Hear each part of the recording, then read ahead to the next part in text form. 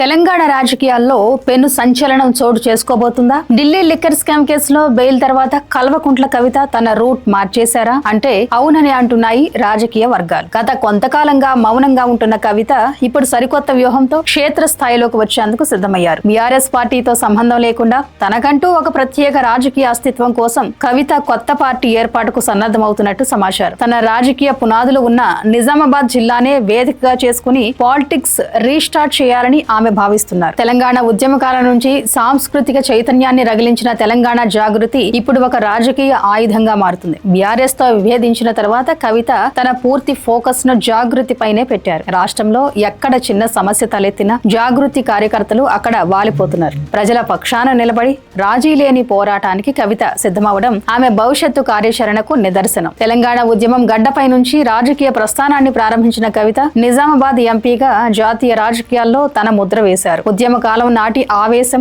ఎంపీగా సంపాదించిన అనుభవం ఇప్పుడు ఆమెను సరికొత్త రాజకీయ శక్తిగా నిలబెడుతున్నాయి. వచ్చే అసెంబ్లీ ఎన్నికల్లో కవిత ఎక్కడి నుంచి పోటీ చేస్తారనే దానిపై ఇప్పటికే క్లారిటీ వచ్చేసింది. నా first choice Siddipet, second choice Bodhan అని కవిత ప్రకటించడం రాజకీయంగా పెద్ద దుమారం రేపుతుంది. సిద్దిపేటను ఎంచుకోవడం ద్వారా హరీష్ రావు కోటలో పాగా వేయాలని, బోధన్ ద్వారా తన పాత నిజామాబాద్ పట్టును నిరూపించుకోవాలని ఆమె భావిస్తున్నారు. ఏప్రిల్ నెలలో కవిత తన నూతన రాజకీయ పార్టీని అధికారికంగా ప్రకటించనున్నారు. పార్టీ పేరును ఇప్పటికే దాదాపుగా ఖరారు చేశారని, అయితే వ్యూహాత్మకంగా దానిని గోప్యంగా ఉంచుతున్నారని తెలుస్తుంది. తెలంగాణ అస్తిత్వం ప్రతిబింబించేలా పేరు ఉండబోతున్నట్టు సమాచారం. తెర వెనుక ఇప్పటికే కీలక నేతలు, మేధావులు మరియు ఉద్యమకారులతో కవిత నిరంతరం సంప్రదింపులు జరుపుతున్నారు. రాజకీయాల్లో ప్రతివ్యూహాల కంటే ముహూర్తాలకే ఎక్కువ ప్రాధాన్యతనిచ్చే కేసీఆర్ శైలినే కవిత కూడా అనుసరిస్తున్నారట. సరైన ముహూర్తం చూసి గ్రహ బలాలు అనుకూలించినప్పుడే జెండా ఎగరేయాలని కవిత భావిస్తున్నారు. అందుకే అన్ని సిద్ధమైన అధికారిక ప్రకటన కోసం ఆ ముహూర్తం వచ్చే వరకు వేచి చూస్తున్నారు. దశాబ్ద కాలానికి పైగా తెలంగాణ జాగృతి ద్వారా రాష్ట్రంలోని ప్రతి గ్రామంలోనూ కవితకు బలమైన అనుచరగణం ఉంది. ఇప్పుడు అదే వ్యవస్థను ఒక రాజకీయ శక్తిగా మార్చడమే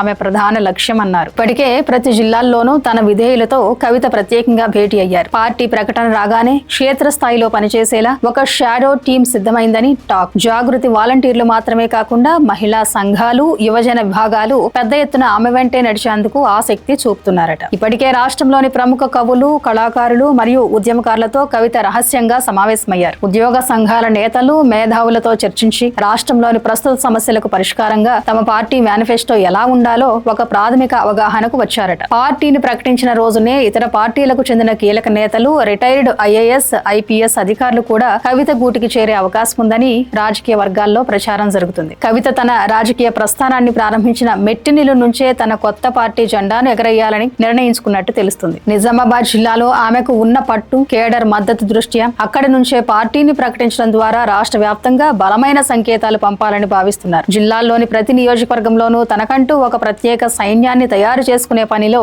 కవిత టీం నిమగ్నమైంది. ఇప్పటికే ఇతర పార్టీల్లోని పలువురు కీలక నేతలు కవితకు ప్రత్యక్షంగా ఫోన్ చేసి ఆమె కొత్త ప్రయాణానికి ఆల్ ద బెస్ట్ చెబుతున్నారట. పార్టీని ప్రకటించిన వెంటనే వివిధ పార్టీల నుంచి అసంతృప్త నేతలు పెద్ద ఎత్తున కవిత గూటికి చేరే అవకాశం ఉందని ఆమె సన్నిహిత వర్గాలు ధీమా వ్యక్తం చేస్తున్నాయి. కవిత కేవలం పార్టీని ప్రకటించి ఊరుకోవడం లేదు. ప్రతి జిల్లాలోనూ ఒక బలమైన క్యాడర్ ను సిద్ధం చేసుకున్నారు. ప్రతి జిల్లాలోనూ ఒక ముఖ్య నేతను బాధ్యుడిగా నియమించి చేరికలపై మంత్రాలు సాగిస్తున్నారు. బీఆర్ఎస్, కాంగ్రెస్, బీజేపీలోని అసంతృప్త నేతలతో కవిత టీం ఇప్పటికే టచ్ లోకి వెళ్లింది. పార్టీ ప్రకటన రోజే భారీగా వలసల పర్వం ఉండేలా ప్లాన్ చేశారు. ఒకప్పుడు తండ్రిని, అన్నను వెనకేసుకొచ్చిన కవిత ఇప్పుడు తన రాజకీయ అస్తిత్వం కోసం విమర్శల పదును పెంచారు. లిక్కర్ స్కామ్ కేసులో తాను ఇబ్బందులు పడుతుంటే పార్టీ నాయకత్వం, ముఖ్యంగా కేసీఆర్ మరియు కేటీఆర్ మౌనంగా ఉండటంపై ఆమె బాహాటంగానే అసహనం వ్యక్తం చేస్తున్నారు. అటు కేంద్రంలోని బీజేపీని, ఇటు రాష్ట్రంలోని కాంగ్రెస్ ను సమానంగా ఎండగడుతూనే బీఆర్ఎస్ వైఫల్యాలను కూడా ఎత్తి చూపుతున్నారు. అదలా ఉంటే వచ్చే ఎన్నికల్లో సిద్దిపేట నుంచి పోటీ చేస్తానని ప్రకటించిన కవిత భవిష్యత్తులో నిజామాబాద్ జిల్లా బోధన్ నుంచి పోటీ చేసే అవకాశాలు ఎక్కువగా ఉన్నాయంటున్నారు. ఇక్కడ కవిత పోటీ పరిసర జిల్లాలపై ప్రభావం చూపే అవకాశం ఉంటుందని జాగృతి శ్రేణులు భావిస్తున్నాయి. కవిత తనకు అత్యంత పట్టున్న బోధన్ నియోజకవర్గం నుంచి పోటీ చేసే అవకాశాలు ఎక్కువగా కనిపిస్తున్నాయట. నియోజకవర్గాల పునర్విభజన తర్వాత మార్పులు జరిగితే ఆలోచన మారే అవకాశం లేకపోలేదంటున్నారు. కవిత కొత్త పార్టీ పెట్టిన తర్వాత జిల్లాలో రాజకీయ సమీకరణాలు, పరిణామాలు మారడం ఖాయమంటున్నారు. లిక్కర్ స్కామ్ కేసులో ఆమెకు క్లీన్ చీట్ రావడంతో జాగృతిలో జోష్ పెరిగింది. మొన్నటి వరకు స్తబ్దతగా ఉన్న క్యాడర్ తో పాటు లీడర్లు కూడా యాక్టివ్ అవుతున్నట్టు కనిపిస్తున్నారు. ఇక కవితతో మొన్నటి వరకు దూరంగా ఉన్న వాళ్ళు కూడా త్వరలో కవిత కొత్త పార్టీలో చేరేందుకు సిద్ధమవుతున్నారట. 5 నెలల పాటు జైల్లో రిమాండ్ ఖైదీగా ఉన్న కవిత బెయిల్ పై బయటకు రాగానే ఛాలెంజ్ చేశారు. అన్నట్లుగానే నిర్దోషిగా బయటపడ్డారు. ఆ కేసులో గతంలో ఆమె అరెస్ట్ అయినప్పుడు గులాబీ పార్టీ పెద్దగా స్పందించలేదు. ఆ పార్టీ అగ్ర నాయకత్వం అప్పట్లో ప్రదర్శించిన ఉదాసీనత కవిత అవినీతిని సర్టిఫై చేసినట్టు అయిందని అప్పట్లో పెద్ద చర్చ జరిగింది. అదే విషయాన్ని కవిత కోర్టు తీర్పు తర్వాత మీడియా ముందు ఎత్తి చూపారు. పార్టీ ఉన్న కొందరి స్వార్థం కోసం తనను బలిపశువును చేశారని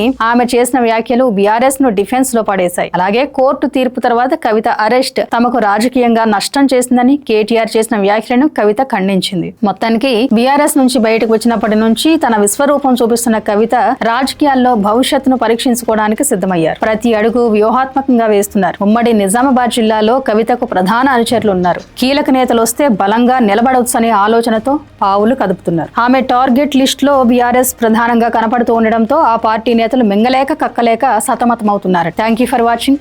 please subscribe to Khyati connects.